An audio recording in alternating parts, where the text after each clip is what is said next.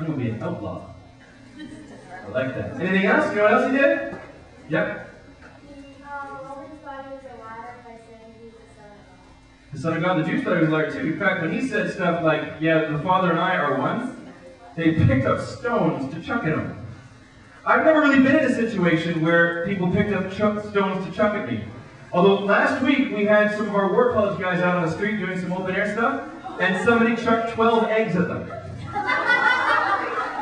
And this one girl really got nailed by the eggs, and someone said, oh, too bad for her. I was like, what are you talking about, too bad? She's got eggs in her head now. One day, she's got a great story for 50 years. Somebody chucked eggs at me. That's awesome. That's really sweet. Do you know that the early Salvation Army, have you ever seen, I don't know if any of you have grown up in the Salvation Army, you ever seen the hats that the women sometimes have to wear? The bonnets. Yeah? Okay, now they look kind of like a dirt, I don't even know what they look like. Ridiculous. But they used to be really huge and honking, kind of like, horses things where they come out on the side. They were really big, it was like battle armor. And the reason they did that was because when they go out marching, the women would be out marching, and there would be people on the street chucking crap at them. And when I say chucking crap, I really mean chucking crap. Okay? But not just crap, also bricks and spitting at them. People really hated them because they would come in, they'd invade a town, and they would shut down the bars. The bars that were selling drinks to 11-year-olds and ruining people. They'd come in, and so many people would get saved, they're like, well, we don't really want this anymore. And they shut it down. And that made some people angry, particularly the bar owners. So they started something called the Skeleton Army that would follow them around and chuck stuff at them. A guy came up once and spat on William Booth's face, the general of the Salvation Army. And the guy was going to wipe it off, and William Booth said, no, leave it on for the Medal of Honor. Yeah. You know? Christianity's heroism is revolutionary, and it's not boring when it's done right. It gets you into all kinds of exciting circumstances. Trust me on that one. Here's another thing that Jesus did that really bothered people, that really bothered the Pharisees. He called them names. You ever seen Yo Mama competitions? Yeah? He said that. He's the originator of the Yo Mama joke. Alright, because he got to the Pharisees and said, you are a brood of vipers, and your mothers are vipers. Your mama's a snake. He was mean to them. Check this out. This is what he says to them. This is mean. Woe to you, scribes and Pharisees, hypocrites, for you tithe mint and dill and cumin. He's just talking about how they tithe. But you have neglected the weightier matters of the law, justice and mercy and faithfulness. These you ought to have done, without forgetting the others. You blind guides, straining out a gnat and swallowing a camel. You clean the inside of the cup and the plate. You forget to clean the inside of the cup and the plate, you just clean the outside. He called them whitewashed tombs. Whitewashed tombs means tombs that are really nice and pretty on the outside, but inside are full of dead men's bones. And he came up to them and said, you are like a really pretty tomb. There's a bunch of death inside you. Rotting, it's gross, and there's maggots. And they got annoyed at him for saying that. Quite rightly. But Jesus knew the truth. And they really got angry at him because that was their version of holiness. This is what it meant to be holy. You wear the right things. You say the right things. You don't do all these things. You do these things. Then you're okay with God. That's holiness. And Jesus said, nuh-uh. Wrong. That's not holiness. I'll show you what holiness looks like. And do you know that Jesus got killed because a bunch of people thought he wasn't holy enough? They thought he wasn't holy enough. And here's their major complaint. You don't hang out with us. You hang out with sinners. They called him a glutton and a drunkard and a friend of sinners. That was bad. And Jesus said, yeah, I'd rather hang out with somebody who understands where they stand before God rather than you who think that you're perfect. I want to hang out with these people who know that they need a doctor.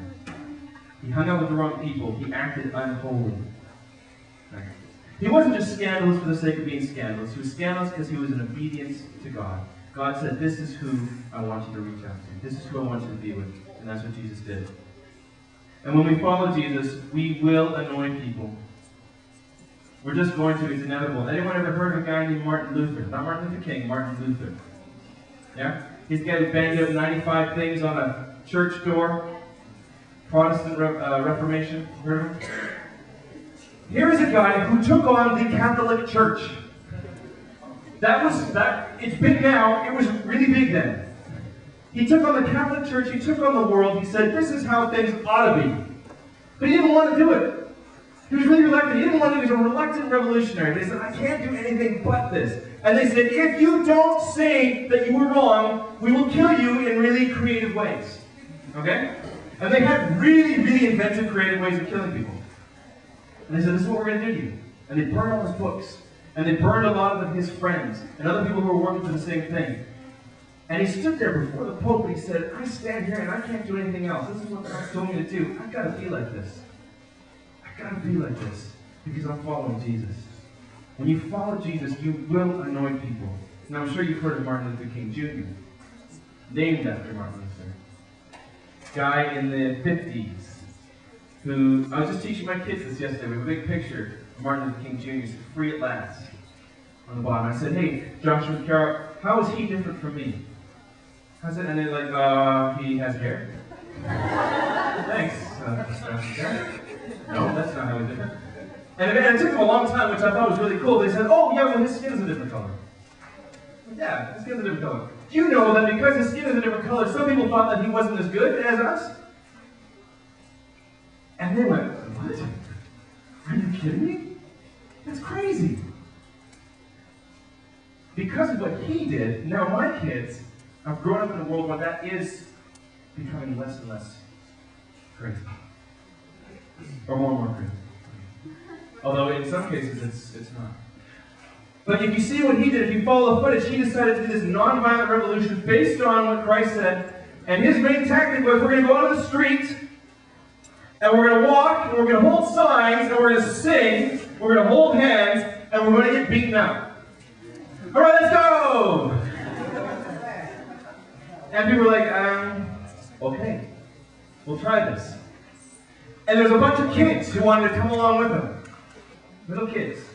And they said, we want to come and do this with you. And he's like, no, you're kids. I'm not going to make you do that. And they're like, why is freedom any less important for me than you? All right, you come along.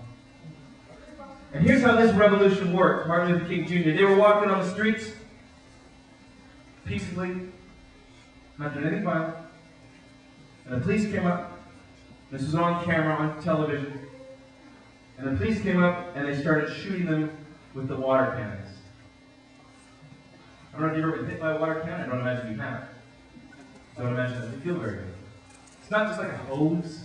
It's worse than a paintball gun. You can take skin off.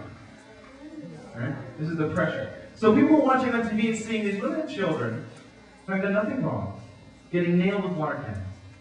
And then they released the dogs. And the German Shepherds would come and start attacking people who were doing nothing wrong. And then the police would come in with their clubs and they would start beating them and killing them. They didn't fight back. Why? Because Jesus said, if somebody hits you on the cheek, turn the other cheek. Jesus said, love your enemies. Pray for those who persecute you. And they changed the world. Being a Christian, being a revolutionary is not boring. It puts you in all kinds of exciting circumstances. And I think that we have been far too non-scandalous. And as a result, we're not very dangerous.